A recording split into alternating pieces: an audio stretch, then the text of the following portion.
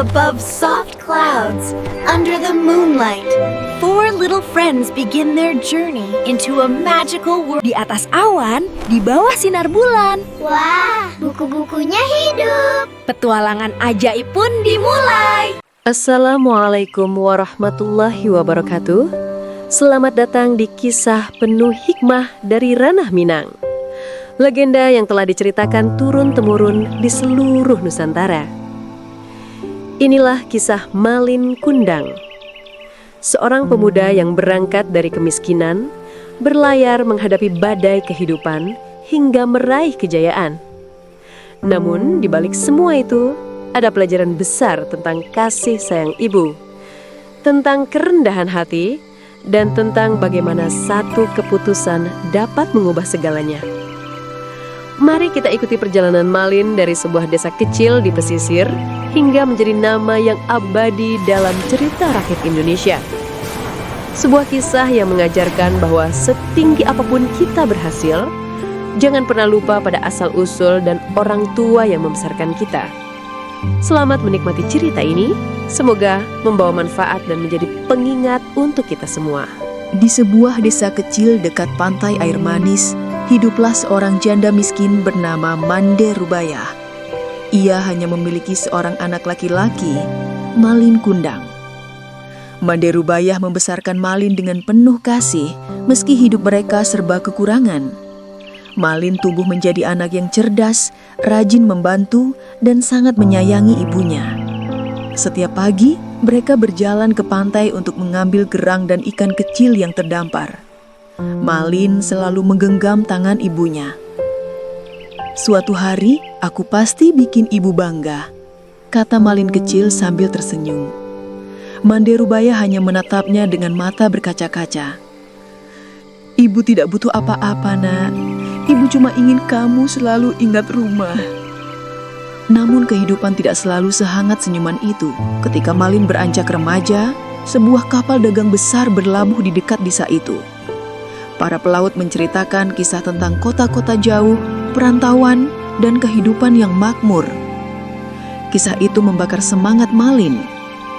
"Bu, izinkan aku ikut kapal itu. Aku ingin mengubah nasib kita." Mande Rubayah terkejut. "Jangan, Nak. Dunia luar kejam. Ibu takut kehilangan kamu." Namun Malin bersikeras. "Aku janji akan pulang membawa banyak rezeki untuk ibu."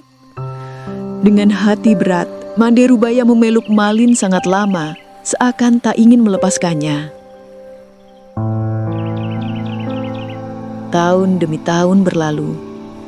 Malin bekerja keras di kapal dagang itu, mulai dari membersihkan ruang kapal, mengangkat barang, hingga akhirnya dipercaya membantu perdagangan. Ketekunannya membuat ia disukai para pedagang.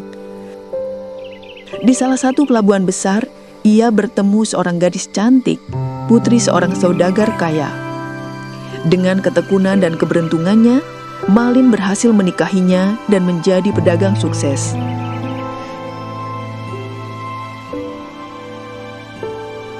Kini Malin memiliki kapal sendiri, para pekerja, harta melimpah, dan seorang wanita yang sangat anggun dan terhormat. Tetapi dalam semua kemewahan itu, satu hal pula mulai memudar dari hatinya. Ingatan tentang ibunya. Suatu hari, kapal megah milik Malin berlabuh di pantai air manis. Penduduk desa langsung heboh. "Itu Malin, Malin sudah pulang. Bawaannya banyak sekali. Ia sekarang kaya raya." Kabar itu sampai ke telinga Mande Rubayah. Tubuh tuanya gemetar. "Malin, anakku, pulang." Dengan langkah tergesa, ia menuju pantai. Ia berlari terhuyung-huyung, menembus kerumunan, hingga akhirnya melihat seorang pria tampan berpakaian megah turun dari kapal. Di sampingnya berdiri seorang wanita cantik berbusana mahal. Itulah Malin, anak yang dirindukannya setiap malam. "Malin, Nak, ini ibu." Mande Rubayah memeluk kaki anaknya sambil menangis. Namun Malin menepisnya dengan kasar. "Siapa kamu? Aku tidak kenal orang miskin seperti kamu." Penduduk desa terkejut. Istri Malin memandang jijik. Ini ibumu. Kenapa dia berpakaian compang-camping? Wajah Malin memerah, malu, marah, takut wibawanya runtuh di depan istrinya dan para pekerjanya. Dia bukan ibuku, pengemis tua ini salah orang. Mandirbaya terjatuh, memandang Malin dengan wajah hancur. Malin, nak, lihatlah wajah ibu. Ini ibu yang melahirkanmu. Malin memalingkan muka. Usir dia. Kata-kata itu menusuk jauh lebih dalam daripada pedang apapun.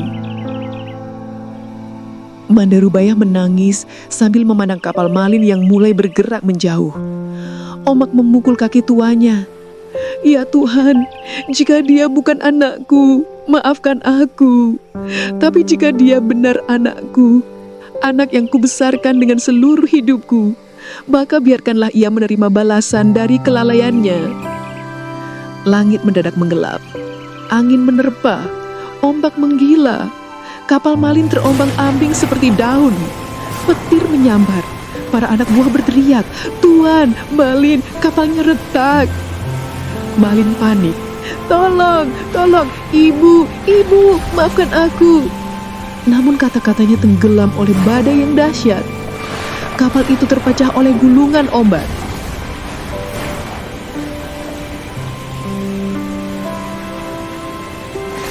Ketika badai mereda, pantai kembali sunyi. Penduduk desa menemukan serpihan kapal dan sebuah batu besar berbentuk manusia yang tersungkur. Mandarubaya hanya menatapnya lama, air matanya jatuh tanpa suara. "Malin, ibu maafkan." Namun batu itu tetap membisu, membeku oleh kutukan yang tidak bisa ditarik kembali.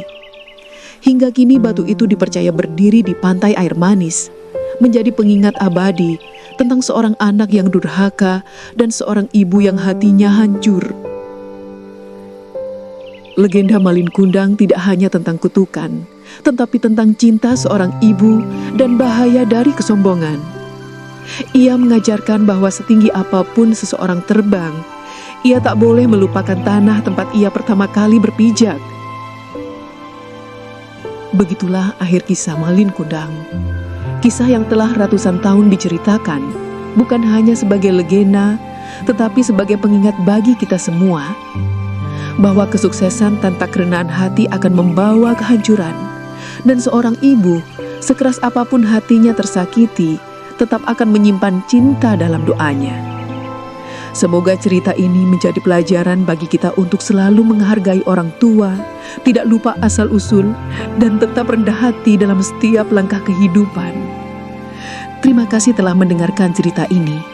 Jangan lupa like, share, dan subscribe agar tidak ketinggalan kisah legenda Indonesia lainnya. Sampai jumpa di cerita berikutnya.